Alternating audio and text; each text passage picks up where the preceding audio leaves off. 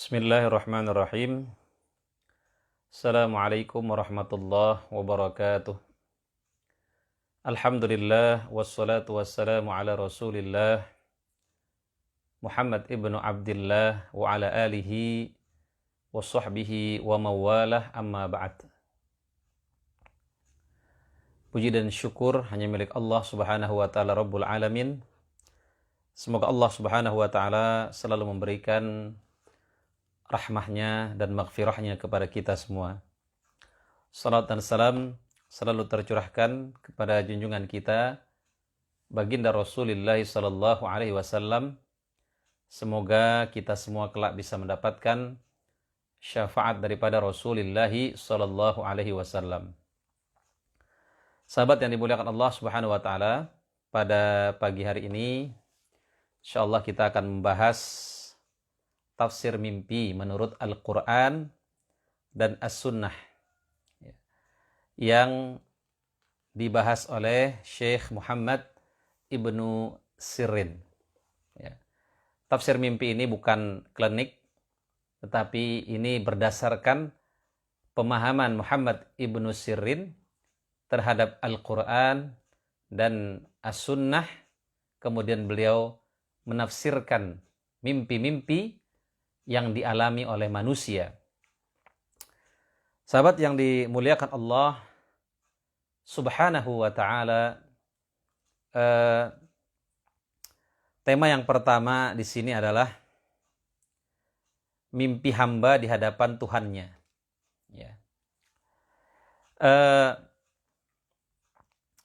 Di sini bukan mimpi bertemu dengan Allah, bukan mimpi melihat Allah Subhanahu wa ta'ala, karena barang siapa yang bermimpi melihat Allah Subhanahu wa taala pasti mimpinya itu salah. Karena kita tidak mungkin bisa melihat Allah di dunia ini ataupun di alam mimpi. Kita bisa melihat Allah nanti di akhirat. Sebagaimana firman Allah Subhanahu wa taala, wujuhu yawma idzin nadirah ila rabbiha nadirah. Pada hari itu wajah mereka berseri-seri karena melihat Allah Subhanahu wa ta'ala. Juga dalam hadis Rasulullah sallallahu alaihi wasallam, sesungguhnya kau akan melihat Rabbmu sebagaimana kau melihat bulan purnama dan kau tidak berdesak-desakan dalam melihatnya. Nah, sahabat yang dimuliakan Allah Subhanahu wa ta'ala, di sini Syekh Muhammad ibnu Sirin berkata, Ustadz Abu Sa'ad mengatakan, barang siapa yang mimpi seolah-olah dia berdiri di hadapan Allah Subhanahu wa ta'ala, sedangkan Allah melihatnya, ingat, bukan kita melihat Allah, tapi Allah melihatnya, dia tidak melihat Allah. Maka mimpinya itu merupakan rahmat jika dia orang yang soleh. Jika dia bukan orang yang saleh, dia mesti waspada. Karena Allah Subhanahu wa taala berfirman dalam surah Al-Mutaffifin ayat 6, yaitu pada hari ketika semua orang-orang bangkit menghadap Tuhan seluruh alam. Jadi mimpi itu bermacam-macam. Kalau mimpi yang baik itu dari Allah Subhanahu wa taala. Kalau mimpi yang buruk itu dari syaitan. Kata Nabi, kalau kita mimpi yang buruk, maka itu jangan diceritakan. Jangan diceritakan. Kita cukup meludah ke kiri 3 kali. Sahabat yang dimuliakan Allah Subhanahu wa ta'ala, kemudian dilanjutkan oleh Syekh Ibnu Sirin, jika dia bermimpi seolah-olah dia bermunajat kepada Allah Subhanahu wa ta'ala. Kalau kita bermimpi dan dalam mimpi itu kita sedang berdoa kepada Allah Subhanahu wa taala, maka berarti dia dimuliakan oleh Allah. Dengan kedekatan kepadanya dan disukai manusia. Apa dalilnya? Allah Subhanahu wa taala berfirman dalam surah Maryam ayat 52. Dan kami telah memanggilnya dari sebelah kanan gunung Sinai. Dan kami dekatkan dia untuk bercakap-cakap. Ya. Kalau kita ingin merasa dekat dengan Allah Subhanahu wa taala, maka berdoalah kepada Allah Subhanahu wa taala. Sebagaimana firman-Nya, "Wa idza sa'alaka 'ibadi 'anni fa inni qarib." Dan jika hambaku bertanya kepadamu Muhammad tentang aku, fa inni qarib. Sungguhnya aku itu dekat. Ya. Aku menjawab doa orang-orang yang berdoa kepadaku. Orang-orang yang berdoa kepada Allah Subhanahu wa taala, dia akan terselamatkan dari murka Allah Subhanahu wa taala. Dalam satu hadis qudsi, Allah Subhanahu wa taala berfirman, "Man la yad'uni aghdab alaih." Barang siapa yang tidak berdoa kepadaku, maka aku akan marah kepadanya. Sahabat yang dimuliakan Allah Subhanahu wa taala, kemudian jika dia bermimpi seolah-olah dia bersujud di hadapan Allah, ya, berarti dia didekatkan dengannya dan dicintai manusia, karena Allah Subhanahu wa taala berfirman, "Wasjud waqtarib." Ya. Dan sujudlah serta dekatkanlah dirimu kepada Allah Subhanahu wa taala. Ini juga sesuai dengan hadis Rasulullah sallallahu alaihi wasallam, sedekat-dekatnya hamba kepada Rabb-nya itu ketika dia sujud. Maka perbanyaklah doa ketika sujud. Sahabat yang dimuliakan Allah Subhanahu wa taala, maka kata para ulama juga, sujud itu ajaib. Kenapa? Karena dia berbisik di langit, dia berbisik di bumi, tetapi terdengar di langit. Ya, silahkan. Kalau kita sujud, perbanyak doa. Ya, boleh dengan bahasa Indonesia, dengan bahasa Jawa, tetapi sujud, tetapi doanya itu di dalam hati, tidak dilafalkan. Kalau dia menggunakan bahasa Indonesia atau menggunakan lafaz-lafaz yang tidak dibaca dalam sholat. Ya. Nah, sahabat yang dimuliakan Allah Subhanahu wa taala, jika mimpi berbicara dengannya dari balik hijab, ya, dari balik hijab, ya, dia yang berbicara dengan Allah, bukan Allah yang berbicara dengan dia. Ya. Jadi dia tidak mendengar perkataan Allah. Jadi seakan-akan dia sedang berdialog dengan Allah Subhanahu wa taala.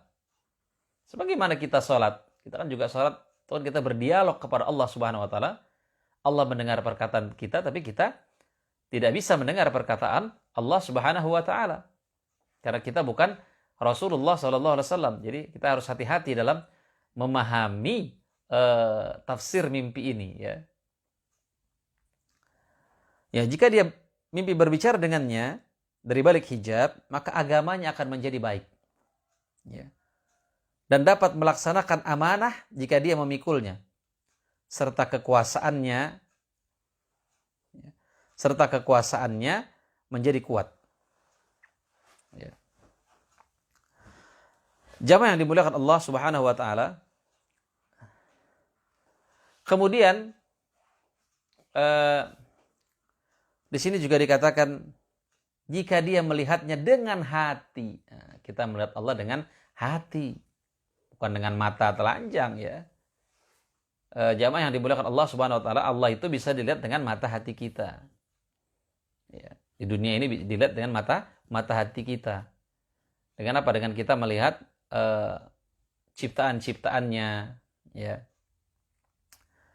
Secara ta'zim, dan seolah-olah Allah menghampirinya, memuliakannya, mengampuninya, atau menghisapnya, atau memberi kabar gembiranya, ya. Tanpa kehadiran sifatnya secara khusus, dia akan menemuinya seperti itu pula pada hari kiamat. Jadi dia akan menemui Allah di hari kiamat dalam keadaan seperti itu. Ya, Allah memuliakannya, Allah mengampuninya. Ya. Yang dimuliakan Allah Subhanahu wa taala. Jadi salah satu nikmat terbesar nanti bagi para penghuni surga adalah ketika dia bisa melihat Allah Subhanahu wa taala. Itulah puncak kenikmatan. Ketika seluruh penduduk surga sudah merasakan berbagai macam nikmat. Ya. Kemudian Allah bertanya, "Maukah kau mendapatkan nikmat lagi?" Ya Allah, bukankah, kurang lebih artinya, bukankah engkau telah memutihkan kulit kami, sudah memberikan nikmat kepada kami bermacam-macam nikmat. Kata Allah, "Maukah kau melihat aku?" Tentunya kita menyembah Allah setiap hari di dunia ini dalam salat 5 waktu kita dan salat-salat sunnah lainnya. Tentunya kita sangat ingin bertemu dengan Allah Subhanahu wa taala.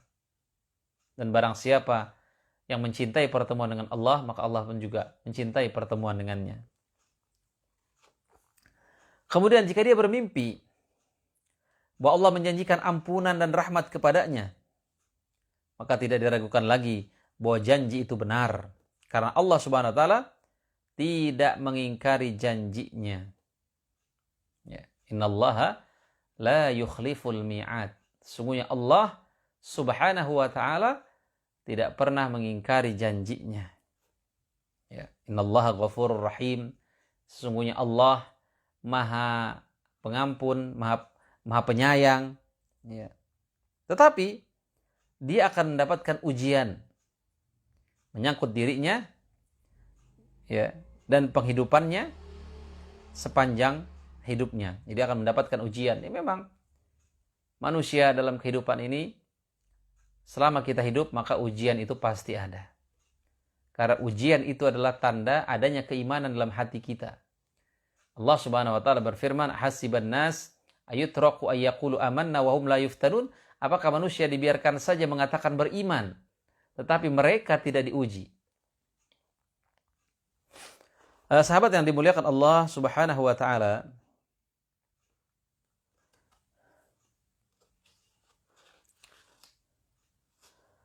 kemudian jika dia bermimpi seolah-olah Allah Subhanahu wa taala menasihati dia, dia akan menghentikan apa yang tidak diridhai Allah. Ya, artinya dia akan menghentikan apa yang tidak diridhai Allah sesuai dengan firman-Nya dalam surah An-Nahl ayat 90.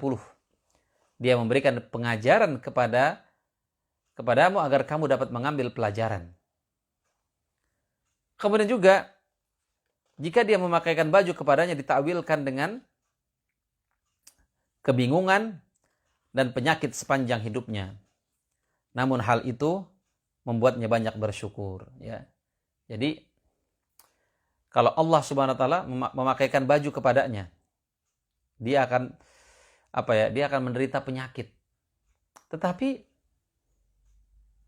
dengan penyakitnya itu dia bersyukur kepada Allah Subhanahu wa taala. Dia tidak berburuk sangka kepada Allah Subhanahu wa taala. Ya, ini memang orang-orang pilihan, ya. Ya. Kenapa? Karena dia yakin bahwa penyakitnya itu bisa menggugurkan dosanya dan mengangkat derajatnya. Bagaimana ada seorang perempuan di dalam kitab Riyadhus Shalihin dalam bab sabar, ya. Ada seorang perempuan ini kalau dia ayan, dia suka terbuka auratnya. Dan dia mengadu kepada Rasulullah SAW. "Ya Rasulullah, tolong doakan kepada Allah agar Allah menyembuhkan penyakit ayan saya." Kata Nabi, "Kamu mau bersabar atau tidak?" Ya. "Ya kalau begitu saya bersabar. Tetapi tolong doakan kepada Allah, kalau saya ayan, aurat saya tidak terbuka." Nah, maka akhirnya Nabi hanya mendoakan kalau perempuan ini ayan, auratnya tidak terbuka. Dan perempuan itu memilih kesabaran. Ya, memang ini pilihan. Mungkin perempuan ini ingin mendapatkan pahala yang lebih banyak dengan sakitnya. Ingin mendapatkan derajat yang lebih banyak dengan sakitnya. Ya. Tetapi tidak salah juga ketika seseorang memilih kesembuhan. Ya, tidak salah. Jamaah yang dimuliakan Allah Subhanahu wa taala. Di sini dikisahkan bahwa ada orang bermimpi seolah-olah Allah memberikan 2 baju. Lalu dia mengenakan saat itu juga. Dia menanyakan takwilnya kepada Ibnu Sirin. Ibnu Sirin menjawab, "Bersiaplah untuk menerima ujiannya." Tidak lama kemudian dia menderita penyakit pelang, ya, hingga pulang ke rahmatullah. Ya. Kemudian, jika dia melihat cahaya yang membuatnya kebingungan dan tidak membuatnya meraih kejelasan, dia tak akan meraih manfaat dari usahanya sepanjang hayatnya. Kemudian, jika dia bermimpi bahwa Allah memberinya nama dengan namanya atau nama lain, maka dia dapat mengatasi persoalannya dan mengalahkan musuhnya. Nama yang bagus itu apa? Kata Nabi, ahabul asma ilallahi Abdullahi wa Abdurrahman. Nama yang paling dicintai Allah adalah Abdullah dan Abdurrahman. Ya. Innakum tud'auna yaumal qiyamah bi asma'ikum. Sungguhnya kamu nanti pada hari kiamat dipanggil dengan nama-namamu. Ya, maka fahassinu asma'akum. Ya. Kata Nabi, perbaikilah nama-namamu. Ya. Maka di sini artinya juga ya tadi, kalau dia bermimpi Allah memberikan nama kepadanya, maka insya Allah dia akan dapat mengatasi persoalannya. Ya tentunya diiringi dengan ibadah. Ya, diiringi dengan ibadah, dengan ketakwaan. Karena Allah Subhanahu Wa Taala berjanji, wa may yattaqillah yaj'al lahu makhraja wa yarzuqhu min haitsu la yahtasib. Barang siapa yang bertakwa kepada Allah, Allah berikan jalan keluar, Allah berikan rezeki dari jalan yang tidak disangka-sangka.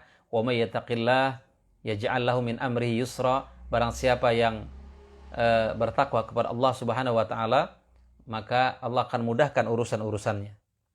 Ya.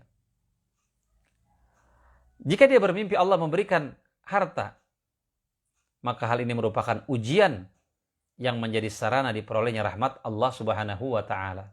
Ujian. Harta itu juga ujian. Wa nabluukum bisyarri wal khairi fitnatan.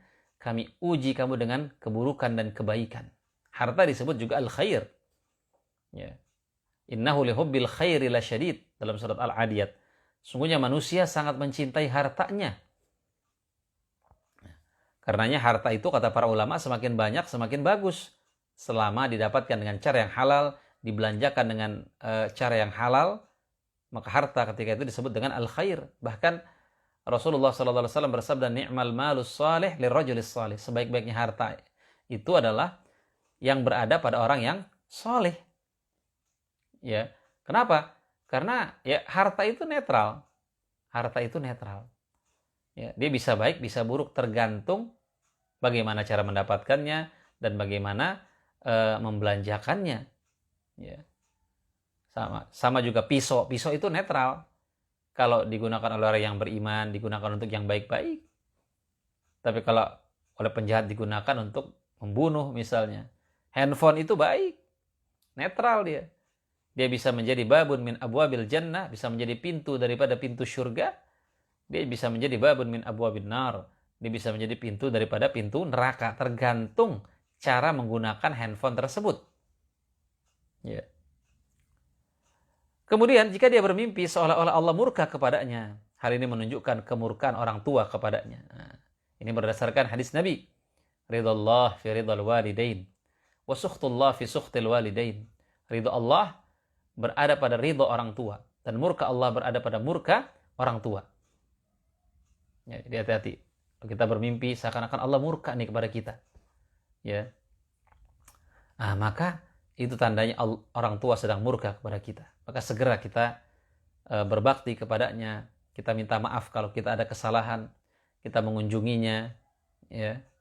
Mungkin sudah lama kita tidak berkunjung ke rumah orang tua. Sudah lama kita tidak menghubungi orang tua. Jamaah yang dimuliakan Allah Subhanahu wa taala. Kemudian, jika dia bermimpi seolah-olah orang tuanya memurkainya, hal itu menunjukkan kemurkaan Allah terhadapnya. Nah, itu ya. Kalau kita mimpi orang tua kita marah sama kita, itu tandanya Allah lagi marah sama kita. Kenapa? Dalam surat Luqman, ya, ayat 14, Allah Subhanahu wa taala berfirman, "Anishkur li wa li walidaik." Bersyukurlah kepadaku dan kepada orang tuamu. Jadi, syukur kepada Allah tidak akan diterima kalau kita tidak bersyukur kepada orang tua. Rasulullah SAW bersabda, "Man la yashkurin nas, la yashkurillah. Siapa yang tidak bersyukur kepada manusia, maka dia tidak akan bersyukur kepada Allah Subhanahu wa taala. Siapa yang tidak pandai bersyukur kepada manusia, dia tidak pandai bersyukur kepada Allah Subhanahu wa taala. Kenapa? Karena nikmat yang diperoleh oleh manusia itu pun juga dari Allah kan. Dan manusia itu bisa berbuat baik kepada kita kan karena juga hidayah dari Allah Subhanahu wa taala. Maka ucapan yang terbaik adalah jazakallahu khairan kepada orang itu.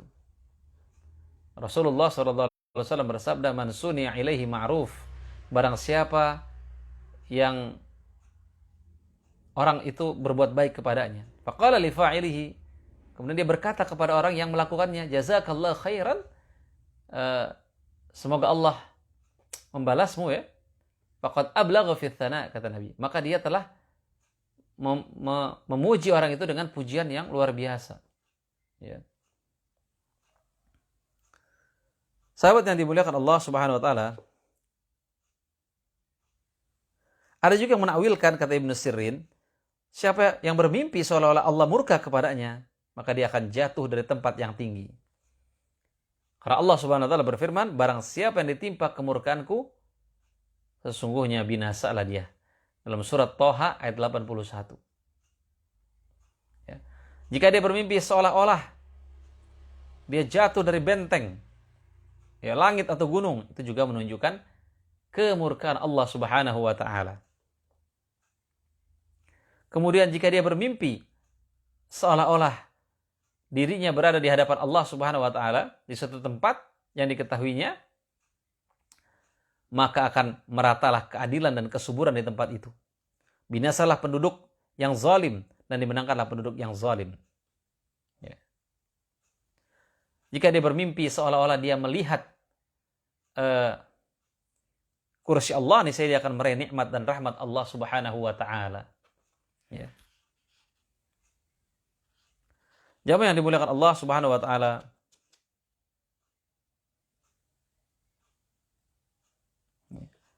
jika dia bermimpi seolah-olah dia mencaci Allah, dia akan mengingkari nikmat Rabb-nya. Ya. Nah, kita berlindung daripada bermimpi seperti ini. Ya. Jamaah yang dimuliakan Allah Subhanahu wa taala. Kemudian jika dia mimpi dia melihat patung, kata Ibnu Sirin, lalu dikatakan kepadanya, inilah Tuhanmu. Ya. Atau dia menduga bahwa itu merupakan Tuhannya, lalu dia menyembah lalu bersujud kepadanya, berarti dia akan berkubang dalam kebatilan yang dianggapnya sebagai kebenaran. Ya, inilah mimpi orang yang mendustakan Allah Subhanahu wa taala. Sahabat yang dimuliakan Allah Subhanahu wa taala, jadi ini ini tafsir mimpi Ibnu Sirin. Ya. Berdasarkan penelaahannya terhadap Al-Quran dan Sunnah. Tetapi yang harus kita pahami juga bahwa mimpi tidak bisa dijadikan dalil. Ya. Misalnya kita tadi ya, kita mimpi Allah marah sama kita, ya kita segera bertaubat. Ya, tidak ada alasan untuk tidak memperbaiki diri. Jadi mimpi itu hanya kabar gembira saja. Dia tidak bisa dijadikan dalil. Kalau kita mimpi-mimpi yang buruk, maka bagaimana sikap kita? Kita berlindung kepada Allah Subhanahu wa taala. Kita bertaubat kepada Allah Subhanahu wa taala. Semoga hal-hal yang buruk dalam mimpi itu tidak terjadi dalam kehidupan kita. Jadi kita tidak usah juga terlalu khawatir, ya. Nah, jamaah yang dimuliakan Allah Subhanahu wa taala, ya, itu mungkin ya sekilas tentang mimpi. Ketika seseorang itu mimpi dia ada di hadapan Rabb-nya, yaitu Allah Subhanahu wa taala. Ya. Jamaah yang dimuliakan Allah Subhanahu wa taala, intinya mimpi itu ada 3. Ya. Kata Nabi, ar-ru'ya thalathah. Mimpi itu ada 3 macam. Faru'ya busyra minallahi ta'ala. Mimpi berupa kabar gembira dari Allah. Mimpi-mimpi yang baik itu kabar gembira. Waru'ya minasyaitan. Mimpi dari syaitan. Mimpi yang buruk itu dari syaitan. Maka sebelum tidur, wudu, kita kita membaca doa agar kalau kita mimpi pun kita mimpi yang baik. Ya. Wa ru'ya yuhadditsun bihal insanu nafsahu fayaraha. Ya. Dan mimpi yang berasal dari manusia itu sendiri, ya, yang dia yang dia alami ketika hidup, ketika dia dalam keadaan sadar, ya. Kemudian dia lihat dalam tidurnya. Misalnya dia mimpi lagi mikirin tentang kerjaan, ya mungkin kebawa ke mimpi. Dia mimpi lagi mikirin hutangnya, kebawa ke mimpi, ya. Nah, itu jamaah yang dimuliakan Allah Subhanahu wa taala, mudah-mudahan kajian ini membawa manfaat buat kita semua. Itu saja mungkin yang bisa saya sampaikan, kurang lebihnya mohon maaf. Akhirul kalam aqulu lakum wassalamualaikum warahmatullahi wabarakatuh.